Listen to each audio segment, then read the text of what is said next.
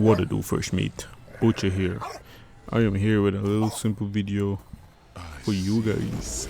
It could be a funny one if you so dare. It's about Borderlands. You know, some of the Vault Hunters that part 4 gonna be bringing. Hopefully I just make, I am just messing around, by the way, so take none of these things with, what you would say, with no kind of reality. I'm gonna create a whole new word, but nah. These are just made up Vault Hunter by me. All these Vault Hunter I'm about to talk about are made up by me, and there's just to stoke the fires, I guess. Make it feel nice about Borderlands 4 coming out. Anyway, we're going into the first Vault Hunter. First Vault Hunter is a weird skag. Yep. We fought a couple of these guys in Borderlands 1. We never hear nothing more else about them. I think you heard a little roar in Borderlands 2. But you never got to see saw none. And we bringing them back. Or we bringing one back. A weird skag by the name of Wayne Jacobs. Because the Jacobs Cove was responsible for the whole zombie DLC, Dr. Ned. So, not Wayne Wright though. Wayne Jacob. This is just a, what you would say, forgotten member of the Jacobs family. So, getting into this character. Due to an accident happened 15 years ago, that would be the whole DLC. Wayne was transformed into a weird skag by Dr. Ned. And with that being said, he's off the rocks, man. So we deal with the gameplay of a Wayne, or the weird skag, should I say. Okay, so Wayne will be like Brick from Borderlands 1. He gonna be more up in your face and handsy with you, you know, because he's a weird skag. You would more prefer giving him his natural abilities. I mean, you're gonna be able to shoot gun and thing, but when you whilst playing with this weird skag and you activate your action skill, what gonna happen is, you remember the mechanics from Borderlands 1, how Brick does berserk and scream and start punching and he happy? Well, weird skag the same thing, except we're gonna increase his speed a little bit more. We're gonna give him the ability to jump a little higher, because come on, it's a skag. There's even some skills I was concepting about, like for example the action skill. So what we ain't gonna do, we ain't gonna pop his action skill and then run crazy with these long claws, and he'll be able to rip through bandits and psychos easily like butter. We gonna call it hot knife, some funny name we're gonna give it, or rip and tear, something like that. You know, just make it Wayne. Making Wayne something to be treasured, you know, because he's a weird skag, and a Vault Hunter being a weird skag is done already so cool and mesmerizing. I mean, we barely got to see these guys, and when we did, we end up killing all of them. Oh, also give him like a luck mechanic, you know, in Borderlands 1, Mordecai had this way that he could find stuff. Yeah, give Wayne something like that. Duty is skag kind of abilities. Yeah, you can be able, we will able to make him find stuff pretty easy. You know, like you gonna be able to find more legendary for the group, into money for the group after you gone berserking, and well, not gone berserking, gone weird skagging. You gonna be able for simple stuff for every kill. Maybe get a skill like for every kill you drop money, or enemies loot explode. I mean, if they want to bring back the mechanic, because I get another character that gonna be able to do the same loot explode kind of thing that on this list. When any weird skag mode, maybe he could be able to eat certain enemy with a special attack, like them little midgets, or like we all change them now to things. Maybe he could eat a thing with one bite. Yeah, you got to get ridiculous when you're making Borderlands character. I learned this. On to the next guy. Because at the end of Wayne, the weird skag. I mean, there's a whole ton of stuff I wrote down here, but it's promising y'all. If I go through all these stuff, it's gonna be real comical and it's gonna be it's gonna be real strange as well. Okay, on to the next character, and this is Jeremy. So, remember how Borderlands 3 had launched and all them bandits and Psycho keep that, not them bandits, them Psycho keep talking about this fine Lieberman. I'm gonna play through back the game, right? And I'm gonna, well, I get some footage, so I'm gonna see if while playing through the game again, any one of them scream this out, and I'm gonna put it in just for y'all to recall. Well, we did end up finding Lieberman. Lieberman ended up turning out to be the Psycho Revo. On one of them gameplay that I did now on the channel though, whilst running through the fantastic, I won't call the name because I might get slapped with, what is his name? You know what it is. Lieberman turn and say, not Lieberman, well, Psycho Reaver turn and say, I am Lieberman. So we found Lieberman. Jeremy the Goliath. You know, when you kill a Goliath, he said jokes on you. I was in massive debt, that's one. And then he said, I am real, now I'm coming for you, Jeremy. So, this is Jeremy. Jeremy the Goliath. So, this is the Goliath that none of them never get to find. And you're going to find out why we only heard about Jeremy in 3. So, Jeremy. I write a whole ton of funny stuff here about Jeremy. Oh, yeah. I'm gonna skip over all of that. Okay. So, this is how Jeremy gonna be.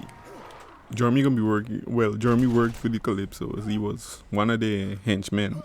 And he was practically, what you would call it, the soldier, well, the most feared, follower that they had. So, what happened with Jeremy now is that because Jeremy was this feared guy, they will make him in the soldier kind of class. Yeah. He gonna be a mix up and a mix match though. So I get a ton of stuff here for Jeremy. So Jeremy is a Goliath that works with the Calypsos, and because he worked with him and because he was such a feared guy, he ended up receiving the anointed power like some of them bandits got. Like some of them Calypso children had, like what we saw, like these anointed guys. So he's one of those anointed tanky guys. So getting into Jeremy's gameplay. So Jeremy's a weapon expert. Yeah, you know, soldier class. That was imbued with psycho powers and strength. So for Jeremy action skill, we gonna make Jeremy do 3 different action skill while popping his helmet. Because that's where I just call the action skill pop the top. That's all. So what gonna happen is you're gonna hear like this pop song, like, you know, when you knock a Goliath helmet off, how it just get up, pop. You're using the pong and then the raging out coming for you. So that's what gonna happen when you pop his action skill. Your little snake head gonna pop out, and 3 different things gonna happen. The first one, when you're popping the action skill, Jeremy can turn purple. You know, he can become anointed. Basically giving him some bricks from Borderlands 1 again, berserker kind of ability, which allows him to run around the battlefield punching guys and teleport. Well, not really teleporting, just throwing these purple balls like you saw them anointed do, and some different other stuff, buffing the team, making the team a little more stronger, like super regenerating shields and thing.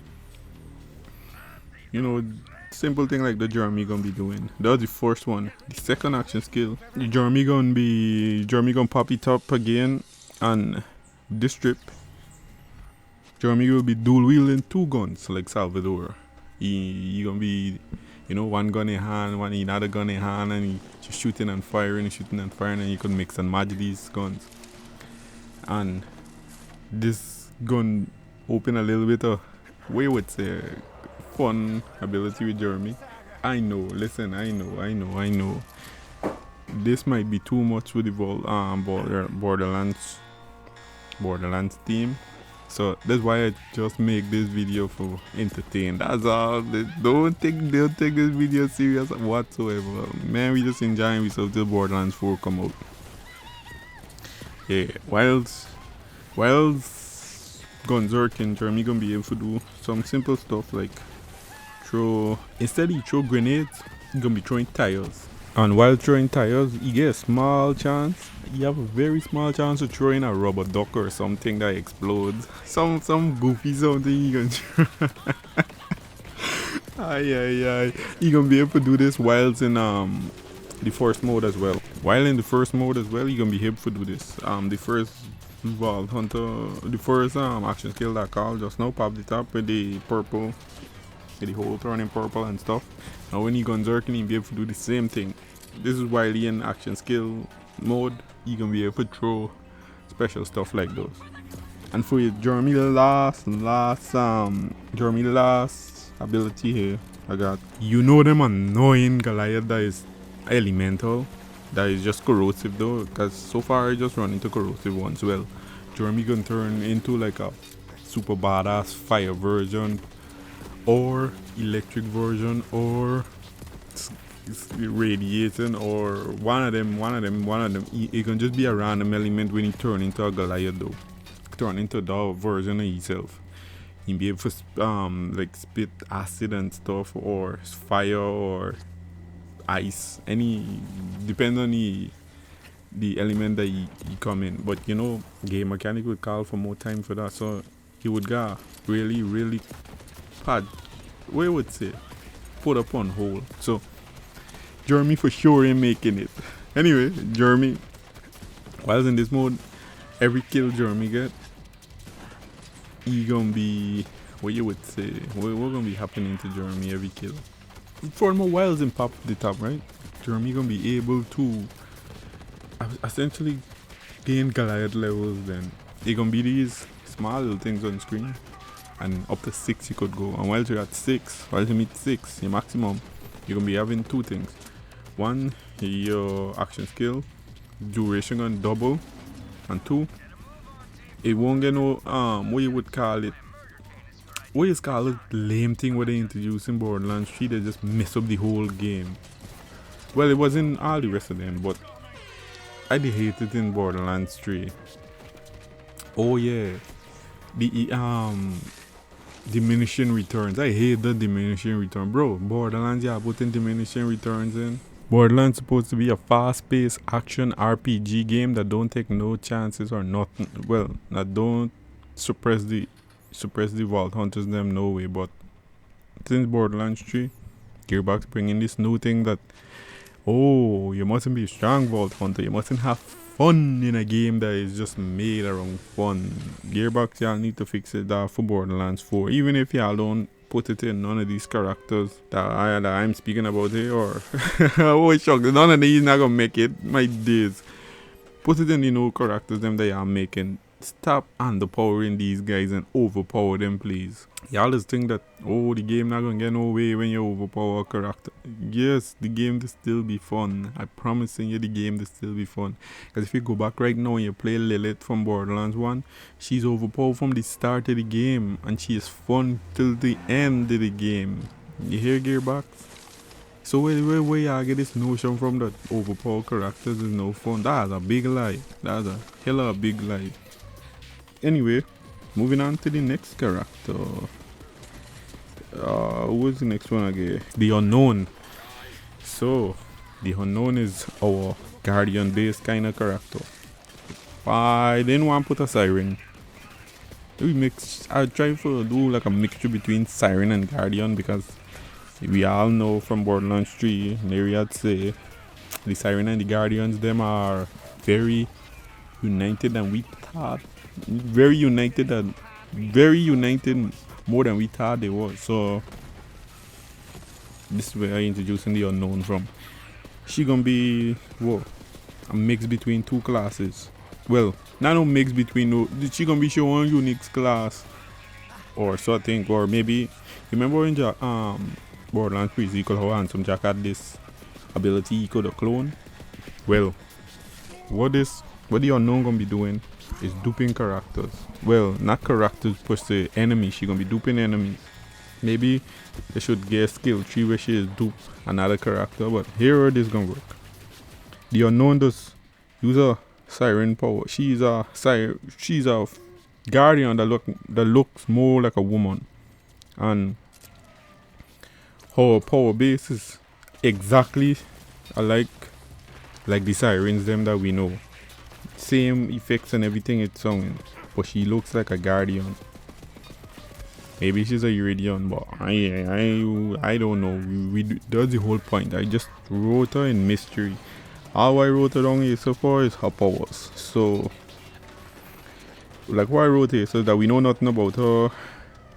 If she's a creature or a woman, she have mythical siren power and she looks like a guardian. Gameplay wise for the unknown. So, the unknown power is gonna allow her for duplicate enemy on the battlefield. So any enemy she gonna be able to duplicate. But here's the drawbacks to it.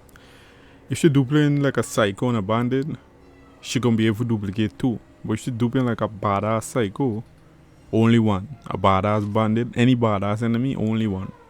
She be able to duplicate. So basically making her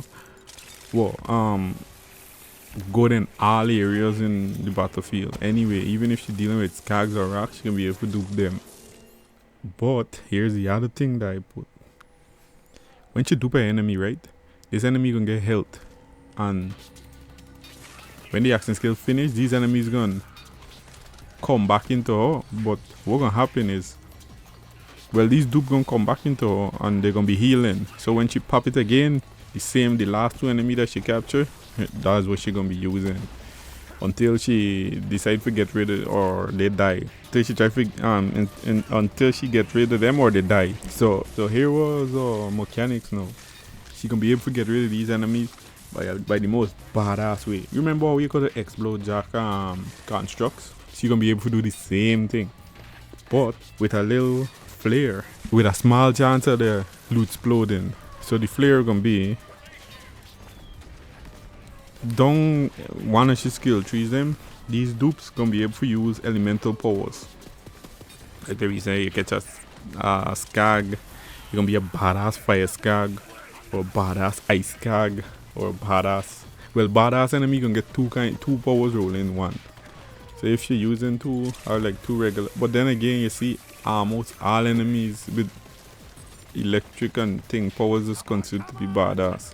Anyway, moving forward, like we say she get a badass, a regular spider ant, two regular spider ants. In this tree, you're gonna allow them to be elemental spider ants, like two different elemental spider ants, like fire and ice, or fire and corrosive, or fire and radiation, or ice and radiation. It all depends. It's gonna be random. So with that being said,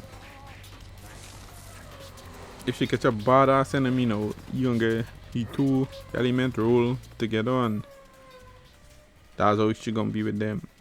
Exploding these enemies now gonna cause like a, small nuke. Not a lame nuke that they put for baby bear in Borderlands that barely does one explode. This is gonna be Axton level explosion from Borderlands 1. I mean, if Gearbox wanted that way, shocked. But then again, what the heck I keep saying, Gearbox? This is just a concept video. You know what I'm saying? No, the last Vault Hunter. The last Vault Hunter. I get carried away with the Guardian. Well, with the Unknown, so. Yeah, basically summarize powers. For the last, well, for the next guy, this is what we can call the monster. This is gonna be the way we would call it. Soldier and the. Do we put soldier on? Do we just say soldier? Yeah, straight up soldier.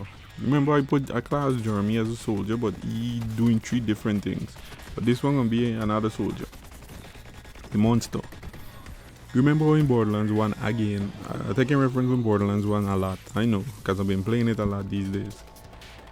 So remember them weird guys, them Frankenstein guys that when you're shooting them they could die, but the minute you hit them with electricity they just regenerate all the health and they tank you no health. Okay, so this is what the monster be. One of them same exact guys, but you get one little extra something.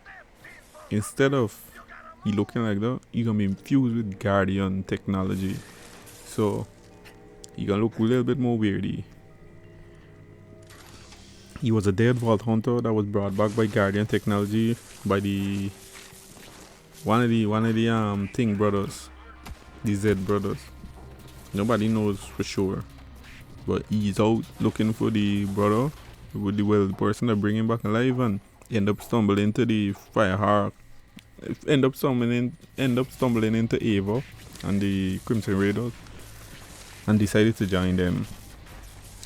He carries a big massive gun on his back, but still does be able to use regular guns. So the big gun that gonna be on his back, let me explain it now in the gameplay section. For gameplay, the big guns that you got on his back, well, the big mini gun that you got on his back, it gonna be action skill. You can take that off your back, go a little big and stronger, and fire that like crazy.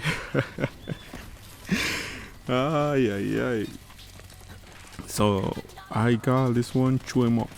Yeah. So you know the same thing that well, it was I pull him from too much Borderlands now. Chew him up gonna be the action skill for the monster. So I first name it's alive, but I don't think so no more. Well, the monster gonna transform into a hulking beast that holds his minigun form and good and fire it like crazy. Well, no lie, all these vault hunters I've been talking about, right? I forget to mention one important thing about them: the augments. Well, Borderlands 3 did it very well when they introduced augments in the skill trees. So I'm not gonna lie, but that was beautiful. This guy augment gonna be able to help him switch out bullets, like how Iron Bear could switch out guns and parts. Just bullets he can switch out. Explosive bullets he gonna got. Ice bullet, incendiary, shock, corrosive. I put ice and radiation. That might be too much, that's all the element, but he could combine two at a time or one at a time, either or. That would make him more kind of a Zane character. But that is that. While his action skills is active, any form of electricity that he takes gonna help him regenerate health. Also, this includes from the player's bullets. You know, remember Borderlands had this skill that we never see back in no Borderlands game. Yeah, nah, we are live. We saw it back in 2. Maya could do it. But remember Borderlands had this beautiful skill that you could shoot your friends them and heal them for the percentage of damage. Yeah, listen, that skill was useless to me, right? And I played Borderlands since its launch. Since Borderlands launch, that skill was useless to me. That's for sure how lame I was playing it. And let me say, last year I decided to play it with my girlfriend, and she was so lame at Borderlands, right? What I did was choose Roland, and I picked all the supportive skill tree. I picked the supportive skill tree that I know that you gotta do this in. And listen to me, she played Lilith, because Lilith with the SMG and the double armor case, you know, it was gonna be easier for like a new player to get into Borderlands. That's what Lilith is. When we was playing, right, the amount of dunks I gave versus what she had, oh, it was laughable. You wouldn't even believe I is a pro player there, or I could play the game better than her. I am being dunked every minute and she coming and pick me up, but she never dying because of one thing: the healing bullets. What I would do was, when every time I'm down, I would shoot her. While shooting her, she picking me up. So even though she's taking damage, she not dying. And this was the strategy till we beat the game. But we barely get to go to hold up. We did beat the game. The first time we played, we did beat it. and because we did so well, I asked if we played for YouTube, but played a few and she stopped. You know, girls don't really like games so much, so I guess that's that. If she could have continued me and helped me do that, yeah, I would have seen the strategy. It would have been real nice. Anyway, still trying to convince her, but this is what this guy gonna be able to do. Basically, when you fire electric bullets at him, you're gonna be able to regenerate health. Yeah. And probably increase the duration of his skill tree just a little bit. But, you know, it's Vault Hunter, so. And his gearbox as well. So, your hope's gonna be too high and it's gonna be too low at the same time. But yo man, listen, I am super happy that I could even talk about gearbox games being so strict with the game, because I mean, like, it's a real joy come true for talking and playing Borderlands and doing this. So thank you all, I guess. And for the final character, this is my last character. If no other character make it, I mean, they're probably not gonna make it. Gearbox, yeah, please add this one, even if he's a DLC. So this is the thing that I wrote down for him, and I got to stick to this one. I am the fear. I am their torturer. I am Rockman.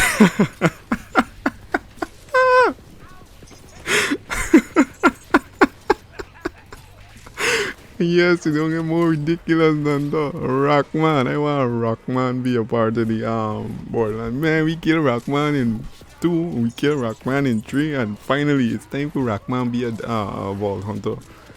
I don't know how we are gonna do it, but it's time Rockman be a Vault Hunter. I didn't write nothing else for Rockman, just that alone I write for Rockman. So with that being said, this video is almost 30 minutes. Oh, I don't have no 30 minutes gameplay so long. Anyway, thank you all so much.